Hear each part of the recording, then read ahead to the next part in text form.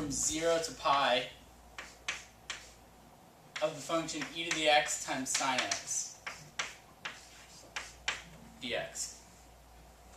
So you should recognize right away when you have an exponential part and a trig part, this is going to be not only integration by parts, but it's going to be one of those integration by parts formulas that never ends, and you will eventually get your original back.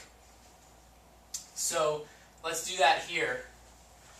In this case, it's usually easier just as a matter of convenience to set the trig function as your u. If you use the rule that I talked about in the previous problem, in the order of which you want to call u and dv, you'll see that the exponential is going to be the dv there anyway. But in this case, it's possible to be done either way. But let's say that u is equal to sine x, and dv is equal to e to the x dx. You can see right here, if you did your chart like you learned in class where you kept going, both of these would go forever, and they would just keep repeating. But repeating is actually good in integration by parts, because if we get what we got, or if we get what we started with, then we can just add it over and be done. So we're only going to really need to do it twice.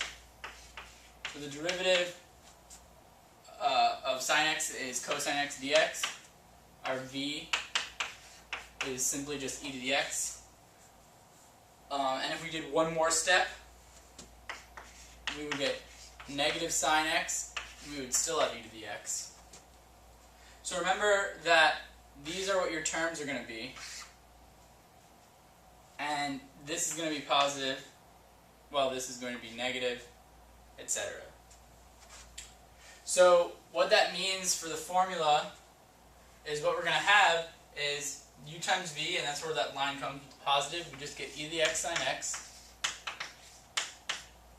So we would have minus the integral, excuse me, of e to the x cosine, excuse me, e to the x cosine x. So let me write out that step there. And you can see why this chart is going to end up working.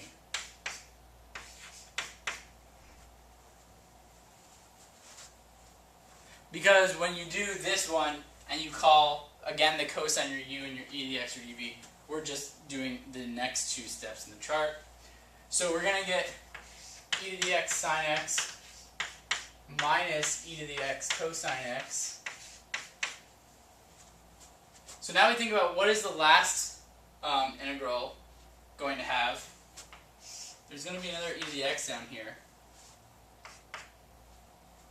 This is going to be positive, so we're going to be left with negative integral e to the x. Oh, I'm sorry, negative, because we have a negative in front of that sign.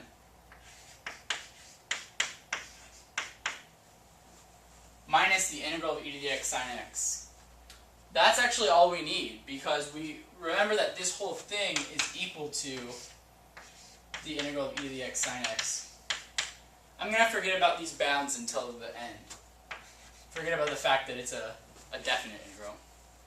So we see that the integral of e to the x sine x is e to the x sine x minus e to the x cosine x minus the integral of e to the x sine x. Well, we have the integral of e to the x sine x on both sides, so you can add that one over to the left side, and we get 2 integral of e to the x sine x. On this side, I can factor out the e to the x.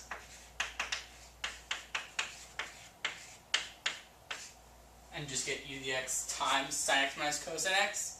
And finally, I just divide this by 2 and I have an expression for what I want. So the integral of e to the x sine x, or the antiderivative of it, is going to be e to the x sine x minus cosine x over 2. And if we want to do the definite integral from 0 to pi, we need to take the antiderivative of this and evaluate it from 0 to pi. So now we just got to plug in pi and plug in 0 and see what we get. When you plug in pi, e to the pi would just be e to the pi. We have sine of pi, which is 0. Cosine of pi is negative 1, but you're subtracting that, so it would be plus 1. So you get e to the pi over 2 when you plug in pi. When you plug in 0, e to the 0 is 1, sine of 0 is 0, cosine of 0 is 1, so this inner term here is negative 1. But we're subtracting that anyway, so we get minus negative 1/2, and finally we could factor out the 1/2 to get 1/2 times e to the pi plus 1. So this is another type of integration by parts problem, one that cycles around to get your original function back. In that case, it's just a matter of seeing it algebraically and doing the appropriate steps.